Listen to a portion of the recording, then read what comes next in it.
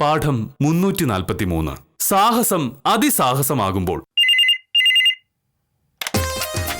Hello, അതെ മോഹനേഷനാണ്. Sir, അയ്യോ sir അത് നടക്കില്ല. ഞാൻ മാധവൻകുട്ടിയോട് പറഞ്ഞാണല്ലോ. അല്ല, അതൊക്കെ എനിക്കറിയാം. പക്ഷെ ഇപ്പോ നമ്മൾ എന്ത് ചെയ്യാനാ സാർ? നമുക്ക് നിയമപ്പെടുന്നതിൽ ചെയ്യാൻ പറ്റുമോ? അല്ല, അങ്ങനെ ഫോണിലൂടെ പറഞ്ഞിട്ടുണ്ടായില്ലേ സാർ? ഒരു പേപ്പർ എഴുതി സീൽ വെച്ച് തന്നാ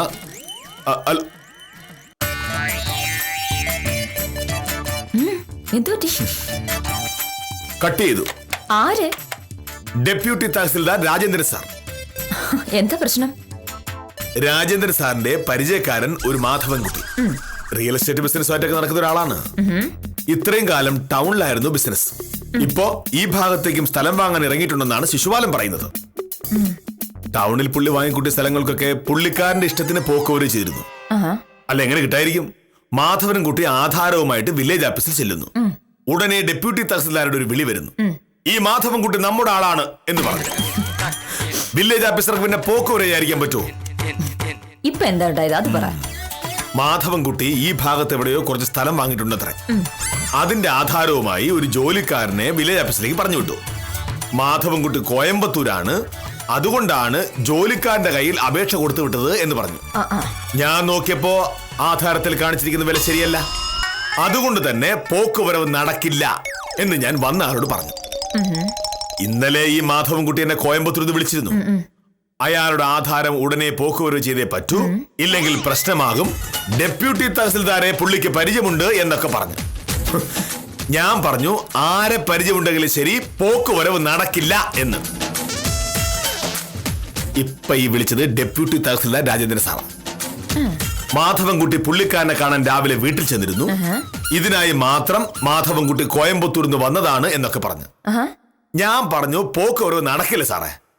ഉടനെ രാജേന്ദ്രൻ സാർ പറയുക, മേലധികാരിയുടെ ഉത്തരവിനെ ചോദ്യം ചെയ്യുകയാണോ, അനുസരിച്ചാ മതി എന്ന്. അപ്പൊ ഞാൻ പറഞ്ഞു, ഉത്തരവ് ഫോണിലൂടെ പറഞ്ഞ പോരാ, വെള്ളപ്പേപ്പറിൽ എഴുതി സീല് വെച്ച് തരണമെന്ന്. പുള്ളിക്കാരന് ഇഷ്ടപ്പെട്ടില്ലെന്ന് ഫോൺ കട്ടി കളഞ്ഞു. എന്റെ മോഹനട്ടാ, ഇങ്ങനെ നിസ്സാര കാര്യങ്ങളുടെ പേര് സകലരെയും പിണക്കുന്ന എന്തിനാണ്?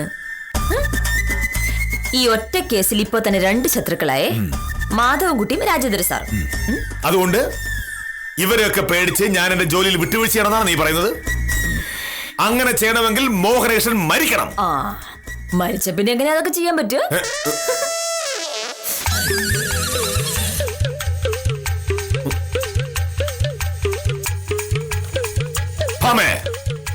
നീ ആ പറഞ്ഞിട്ടൊന്നതിന്റെ അർത്ഥം എന്താണ്? ഒരു ഭൂമി കച്ചവടക്കാരൻ, പേര് മാധവൻകുട്ടി. അയാൾ കുറെ കാലമായി നാട്ടുകാരെയും സർക്കാരിനെയും പറ്റിച്ച് പണം ഉണ്ടായിക്കൊണ്ടിരിക്കുകയായിരുന്നു. അങ്ങനെ സർക്കാരിനെ പറ്റിച്ച് പണം ഉണ്ടാക്കിക്കൊണ്ടിരുന്ന ഒരു കള്ളന് വേണ്ടി ഒരു ഉത്തരവാദിത്തപ്പെട്ട സർക്കാർ ഉദ്യോഗസ്ഥൻ തന്നെ കീഴുദ്യോഗസ്ഥനോട് ശുപാർശ ചെയ്യുമ്പോ കീഴുദ്യോഗസ്ഥൻ എന്ത് ചെയ്യണം? അത് നടക്കില്ല സാർ, നിയമം വിട്ട് ഞാൻ ഒന്നും ചെയ്യില്ല എന്ന് പറയണോ, അതോ സാറ് പറയുന്ന പോലെ ഞാൻ ചെയ്തോളാം എന്ന് പറയണോ? അതൊക്കെ ഓരോരുത്തരുടെ മനോധർമ്മം പോലെ ചെയ്യാം മോഹനേട്ടാ. അതാണോ അതിനുള്ള മറുപടി? നീതിയിലും ന്യായത്തിലും വിശ്വാസമുള്ള ഒരു സ്ത്രീ ആയിരുന്നു നീയെങ്കിൽ നീ പറഞ്ഞേനെ. മോഹനേട്ടൻ ഇപ്പൊ കാണിച്ചത് അസാമാന്യമായൊരു ധീരതയായി പോയി. മോഹനേട്ടന്റെ ഭാര്യയായതിൽ ഞാൻ അഭിമാനം കൊള്ളുന്നു എന്ന്. പക്ഷെ നീ പറഞ്ഞതോ വെറുതെ ഇങ്ങനെ ആളുകളെ ശത്രുക്കളാക്കുന്നത്, ഇതിനൊക്കെ നേരെ കണ്ണടച്ചൂടെ എന്ന്. ഞാൻ അങ്ങനെ ഒന്നും മോഹനേട്ടനോട് പറഞ്ഞിട്ടില്ല.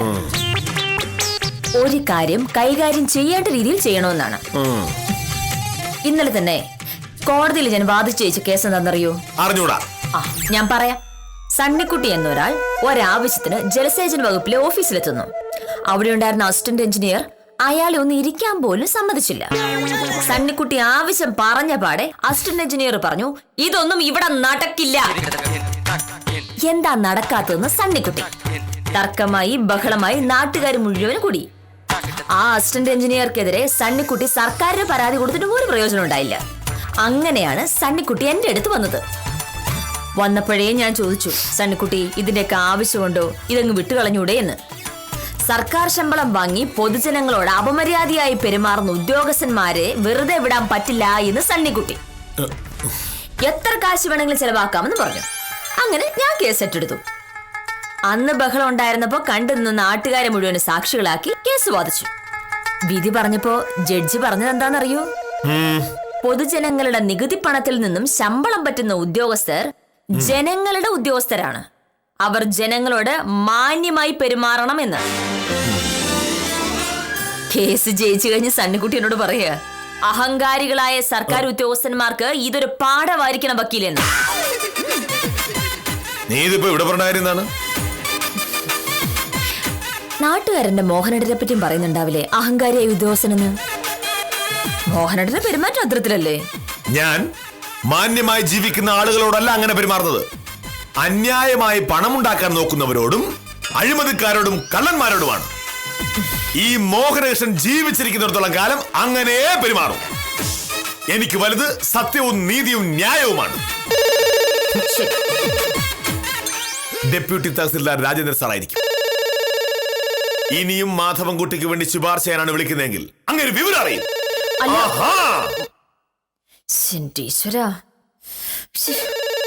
മുൻകോ പോകുന്ന അവറ്റാൻ എന്താണൊരു വഴി?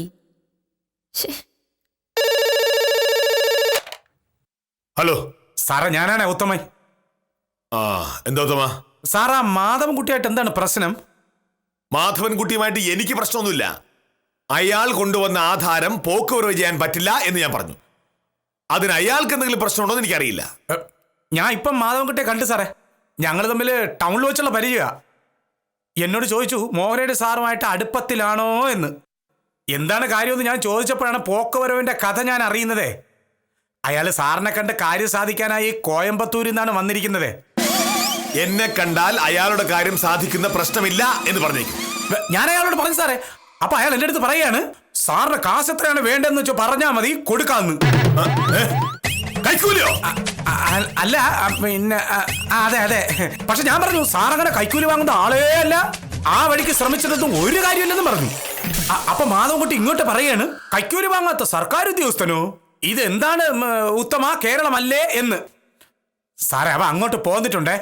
ഉത്തമ, മാധവൻകുട്ടി എങ്ങാനും കൈക്കൂലുമായിട്ട് ഇവിടെ കയറി വന്ന അവന്റെ നട്ടലിൽ ചവിട്ടി പിടിക്കും. വില്ലേജ് ഓഫീസർ മോഹനകൃഷ്ണനെ പറ്റി അവനെന്താ കരുതിയിരിക്കുന്നത്? ഉത്തമ, നിങ്ങൾ പഴയ പരിചയക്കാരാണെന്നല്ലേ പറഞ്ഞത്? അതെ. പരിചയക്കാരനെ ഇനി ജീവനോടെ കാണണമെന്നുണ്ടെങ്കിൽ അവനോട് പറഞ്ഞേക്ക് എന്റെ വീടിന്റെ പടി ചവിട്ടരുതെന്ന്. സാറേ, അവൻ അങ്ങോട്ട് പോന്ന് കഴിഞ്ഞു. എങ്കിൽ പിന്നെ അവൻ വരട്ടെ, ശരിയായി കൊടുക്കാൻ ഞാൻ. അഹങ്കാരി. ഹലോ വെച്ച്. മോഹനട്ടെ എന്താ പ്രശ്നം? ആര് തല്ലുന്ന കാര്യം പറയണേ? മാധവൻകുട്ടിയെ. അവൻ എനിക്ക് കൈക്കൂലി തരാൻ ഇങ്ങോട്ട് വരുന്നെന്ന്. അവൻ സത്യസന്ധനായ സർക്കാർ ഉദ്യോഗസ്ഥനെ കാണാത്തതിന്റെ കുഴപ്പമാണ്. നീ വരട്ടെ. സർക്കാർ ഓഫീസിൽ കൈക്കൂലി കൊടുത്ത് കാര്യം നടത്തുന്ന അവന്റെ പരിപാടി ഇതോടെ തീരും. ഇനി ഈ ജന്മത്തവൻ ആർക്ക് കൈക്കൂലി കൊടുക്കില്ല. എന്താണ് മോഹനയുടെ ഉദ്ദേശം? തല്ലാനാ? മോഹനട്ട, എന്ത് അന്യായം നടന്നാലും ആരെയും തല്ലാൻ ആർക്കും അവകാശമില്ല. കൈക്കൂലി തരുന്നത് ക്രിമിനൽ കുറ്റമാണ്. പക്ഷേ കൈക്കൂലി തരുന്നവരെ തല്ലാൻ ഒരു നിയമവും ഇല്ല. നീ എന്നെ നിയമമൊന്നും പഠിപ്പിക്കണ്ട. അറിയില്ലെങ്കിൽ പിന്നെ പഠിപ്പിക്കാതെ വേറെ വഴിയില്ലല്ലോ. മോഹനട്ടൻ അയാളെ വല്ലതും ചെയ്താ പിന്നെ അതാവും കേസ്. ഒടുവിൽ മോഹനട്ടനെ ജാമ്യത്തിളക്കാൻ ഞാൻ തന്നെ വരേണ്ടി വരും. എന്തു പ്രശ്നത്തിനും സമാധാനപരമായി പരിഹാരം കാണാൻ പഠിക്കേ. ഈ ദേഷ്യം ഒന്ന് കുറച്ചാലേ പരിഹാരം ഈ തലേ തെളിയും. മോഹനകൃഷ്ണന് കൈക്കൂലി. നമുക്ക് വരട്ടെ. ഇവിടെ ആരും ഇല്ലേ? എത്തി. അവനിപ്പോ എന്താ ചെയ്യേണ്ടത്? അത് മതി. ഇനിയിപ്പോ മോഹനകൃഷ്ണൻ നിയമം ലംഘിച്ചെന്ന് വേണ്ട. നമസ്കാരം സർ. നമസ്കാരം. ഞാൻ അറിയാം, വരുമെന്ന് പറഞ്ഞതുകൊണ്ട് ഞാൻ കാത്തിരിക്കുകയായിരുന്നു. ഞാൻ വരുമെന്ന് ആര് പറഞ്ഞു? അതൊക്കെ ഞാൻ അറിയും. പൈസയും കൊണ്ടല്ലേ വന്നിരിക്കുന്നത്? അതെ സർ. എത്ര രൂപയുണ്ട്? 5000 രൂപയുണ്ട് സർ. അയ്യോ, 5000 വളരെ കുറഞ്ഞു പോയല്ലോ. അയ്യോ, 5000 ന്യായവാ സാറേ. അതിൽ കൂടുതല് സാരമില്ല. 5000 എങ്കിൽ 5000. നമുക്കൊരു ചായ കുടിക്കാം. ചായ ഒന്നും വേണ്ട സാറേ, പോയിട്ട് ഒരുപാട് തിരക്കുള്ളതാ. എന്ന് പറഞ്ഞാൽ എങ്ങനെയാ? ഇവിടം വരെ വന്നിട്ട് ഒരു ചായ പോലും കുടിക്കാതെ പോയാൽ എനിക്കതൊരു പ്രയാസമാവും. അത് മാത്രമല്ല ഭാമ എന്നെ കുറ്റം പറയും. വാ ഇവിടെ നിൽക്ക്. വേറെന്തൊക്കെയുണ്ട് വിശേഷങ്ങൾ? സുഖം തന്നെയല്ലേ? അതെ. ഈ കോയമ്പത്തൂരിൽ നിന്ന് രാവിലെ എത്തിയോളന്ന് ഞാൻ അറിഞ്ഞു. കോയമ്പത്തൂരിലെ കാലാവസ്ഥ എങ്ങനെയുണ്ട്? കോയമ്പത്തൂരോ? ആ കോയമ്പത്തൂര്. മോനെ മാധവൻകുട്ടി, നീ മോഹനേഷിനെ പറ്റി എന്തായിരുന്നിരിക്കുന്നത്? സാറേ മിണ്ടരുത്. ഇനി നിനക്ക് പറയാനുള്ളത് SI ഗീവർഗീസിനോട് പറഞ്ഞാൽ മതി. ആഹാ അങ്കായി. അവിടെ കേറ്. സാറേ ഞാൻ പറയട്ടെ. ആഹാ സാറേ ആ സത്യഭാമയാണ്. ഞാൻ ഓഫീസിലെത്താൻ കുറച്ച് വൈകും വിദ്യാലക്ഷ്മി. അതുകൊണ്ടല്ല, എനിക്ക് വരുന്ന വഴി ദേവാനന്ദൻ സാറിന്റെ ഓഫീസിലൊന്ന് കയറണം. അതെ. മതി മാമേ, ആ ഫോൺ വെക്ക്. എന്താ വെക്ക്. അത്യാവശ്യമായിട്ട് എനിക്ക് പോലീസ് സ്റ്റേഷനിൽ നിർമ്മിക്കണം. എന്തിന്? നീ ഫോൺ ചെയ്യുന്നേ? മോഹനട്ടാ, ആ മാധവങ്ങളുടെ കാര്യം പറയാനല്ലേ. മോഹനന്റെ വട്ട, അയാൾ പോയി പണം നോക്കാൻ പറ. അവൻ ഇനി എവിടെയും പോയി പണി നോക്കാൻ പോകുന്നില്ല. നീ ഫോൺ ചെയ്താ. ഞാൻ വളരെ അത്യാവശ്യമായ ഒരു കോളിൽ സംസാരിച്ചോണ്ടിരിക്കുക. അത് കഴിഞ്ഞിട്ട് ഫോൺ തരാം. നീ ഫോൺ ചെയ്യുന്നേ? ഉത്തമം വന്നിട്ടുണ്ട്, അതെന്തിനാണെന്ന് ചോദിക്കേ. അപ്പോഴേക്കും ഞാൻ ഈ ഫോൺ സംസാരിച്ചു കഴിയും. ചെല്ല്. ആ പോ. ആ വിദ്യേ. ആ അതെ അതെ, ഞാനൊരു 11 മണിയാകുമ്പോ എത്താം. എന്താ? നമസ്കാരം സാർ.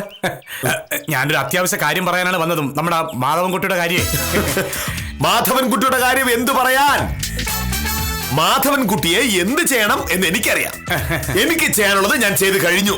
ബാക്കി കാര്യങ്ങൾ തീരുമാനിക്കേണ്ടത് SI ഗീവർഗീസാ. സാറ് പോലീസ് സ്റ്റേഷൻ വിളിച്ച് പറഞ്ഞല്ലേ? അത് വേണ്ടായിരുന്നു സാറേ. പറഞ്ഞു വരുമ്പോ മാധവൻകുട്ടി അത്ര പ്രശ്നക്കാരനൊന്നും അല്ല. നമ്മുടെ ഡെപ്യൂട്ടി തഹസീൽദാർ രാജേന്ദ്ര സാറുമായിട്ടുള്ള അടുപ്പം കാരണം പുള്ളിക്കാരൻ വിചാരിച്ച റവന്യൂ ഡിപ്പാർട്ട്മെന്റിൽ എന്ത് നടക്കും എന്നൊരു ധാരണ ഉണ്ടായിരുന്നു. അതാണ് ഇപ്പൊ പ്രശ്നമായത്. പ്രശ്നമാകും. റവന്യൂ വകുപ്പിലെ ഉദ്യോഗസ്ഥന്മാരെല്ലാം അഴിമതിക്കാരാണെന്ന മാധവൻകുട്ടിയുടെ ധാരണ ഇന്നത്തോടെ മാറും. അതല്ല സാറേ കാര്യം. ഇത്രയും കാലം അവന് ടൗണിലായിരുന്നു ബിസിനസ്. അവിടുത്തെ വില്ലേജ് ഓഫീസിലെ വില്ലേജ് ഓഫീസർ ഡെപ്യൂട്ടി തഹസീൽദാരുടെ സ്വന്തം ആളാണ്.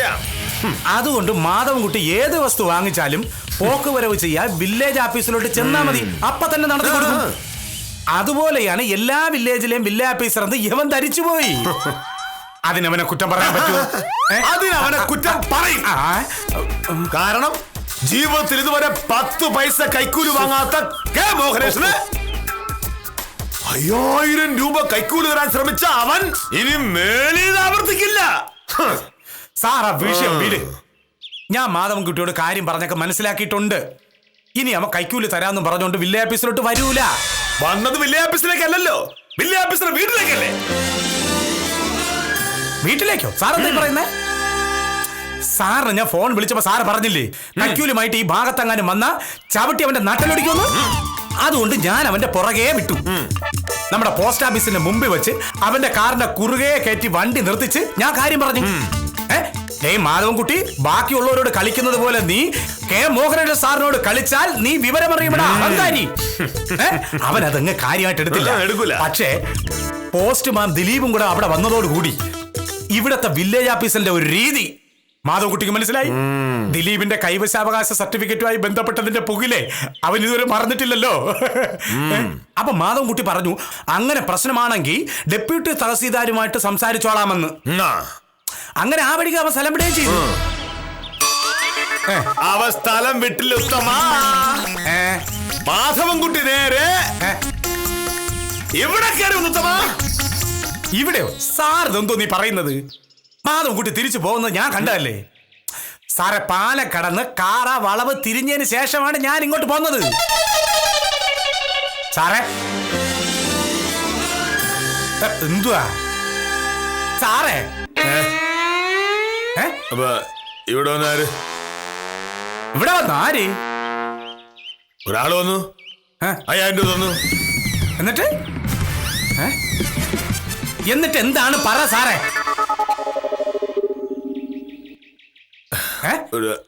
ഒരു അബദ്ധം പറ്റിപ്പോകുന്ന സംശയം വരുന്നു. ചേട്ടാ അതാര്?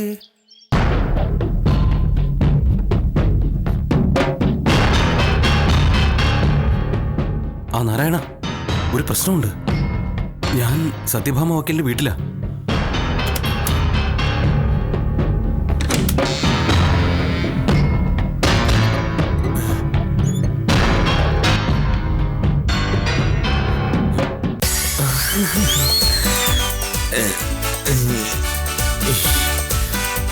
സുഖം തന്നെ. ബോറടിച്ചോ?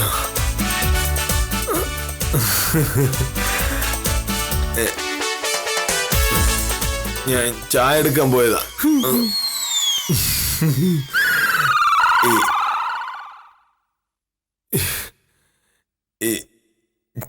ശരിക്കും ആരാ? ഞാൻ സണ്ണിക്കുട്ടി. അയ്യോ, വക്കീലിന് കുറച്ച് കാശ് കൊടുക്കാനുണ്ടായിരുന്നു, അത് കൊടുക്കാൻ വേണ്ടി വന്നതാ. എനിക്ക് പിന്നെ നേരത്തെ പറയണ്ടായിരുന്നോ? ഞാൻ കരുതി കൈക്കൂലി കൊണ്ടുവന്ന മാധവൻകുട്ടിയാണെന്ന്. ഏത് മാധവൻകുട്ടി? അങ്ങനെ ഒരു മാധവൻകുട്ടി ഉണ്ടായിരിക്കും. സണ്ണിക്കുട്ടി എന്നോട് ക്ഷമിക്കണം, ആളും മാറിപ്പോയതാ. വക്കീലെവിടെ? അവളിവിടെ ഉണ്ട്. അവക്ക് കൊടുക്കാനുള്ള കാശ് കൊടുത്തിട്ട് സണ്ണിക്കുട്ടി പെട്ടെന്ന് പോയിക്കോ. ഇവിടെ നടന്ന് അവളോട് പറയാൻ നിൽക്കണ്ട. എന്തിനാ നമ്മൾ ആണുങ്ങൾ തമ്മിലുള്ള പ്രശ്നം പെണ്ണുങ്ങളോട് പറയുന്നത്? ശരിയല്ലേ? വക്കീൽ എവിടെ ഉണ്ടെന്ന് പറയും. വാ, എന്റെ കൂടെ വാ.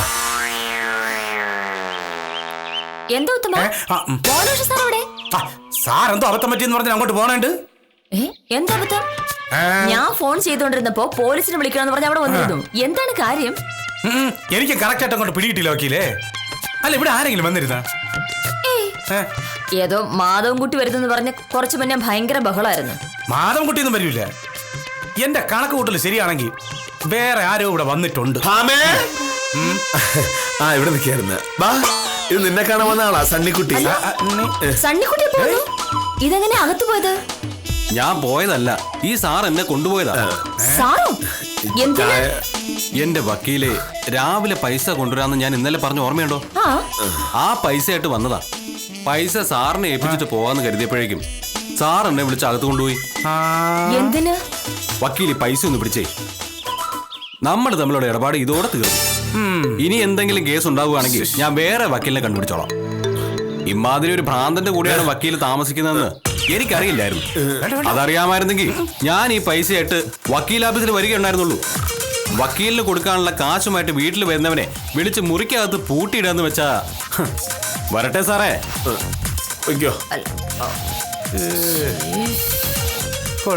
മോഹനേട്ടാ, ഇങ്ങ് വന്നേ. എന്താണ് സംഭവിച്ചത്? സംഭവിച്ചത് എന്താണെന്ന് എനിക്കിപ്പം മനസ്സിലായി. കാശുമായി വന്നത് സണ്ണിക്കുട്ടി. പക്ഷെ മോഹനേഷ് സാർ കരുതി അത് മാധവൻകുട്ടിയാണ്. നേരെ അകത്ത് വിളിച്ചോണ്ട് പോയി മുറിക്കകത്ത് പൂട്ടിയിട്ടു. പോലീസിനെ വിളിക്കാൻ വന്നപ്പോ ആരുടെയോ ഭാഗ്യം കൊണ്ട് വക്കീല് ഫോണിൽ സംസാരിക്കുകയായിരുന്നു. ഇല്ലെങ്കിൽ എസ് ഐ ഗീവർഗീസ് സാറ് കുരിശും കുടയുമായിട്ട് ഇപ്പൊ കയറി വന്നേനെ. ശരിയല്ലേ മോഹനേഷ് സാറേ? സാറേ, സണ്ണിക്കുട്ടി കാശ് വരുന്നത് എനിക്ക് തന്നെ അറിയായിരുന്നു. വന്നയാളുടെ പേരെന്താണെന്ന് നിങ്ങൾ ചോദിച്ചുകൂടായിരുന്നോ മോഹനേട്ടാ? എന്റെ പൊന്ന് സാറേ, വന്നത് പാപ സണ്ണിക്കുട്ടി ആയതുകൊണ്ട് ഇതിങ്ങനെ തീർന്നു. സാറിന്റെ സ്വഭാവമുള്ള വേറെ ആരെങ്കിലും ആയിരുന്നെങ്കിൽ ആ സാറിനെ കൈവച്ചാണ്.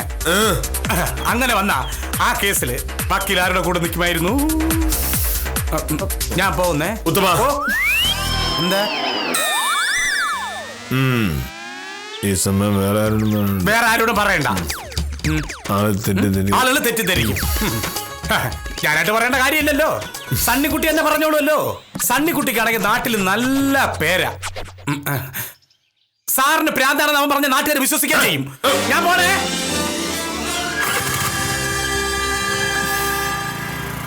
മോഹനേട്ടാ, ഞാനൊരു കാര്യം ചോദിച്ച മോഹനേട്ട സത്യം പറയൂ. എന്താ? മോഹനേട്ടൻ ശരിക്കും ഭ്രാന്താണോ? എനിക്കൊരു അബദ്ധം പറ്റിയല്ലേ? ആ അബദ്ധത്തിന്റെ പേരില് എനിക്കൊരു കക്ഷി പോയി. സോറി. ഈ കൊല്ലം ഇത് എത്രാമത്തെ സോറിയാ? 1 2 3 4 5 6 7 8 9 10. ആ വിരലെണ്ണാവുന്ന സംഖ്യയൊക്കെ കഴിഞ്ഞു.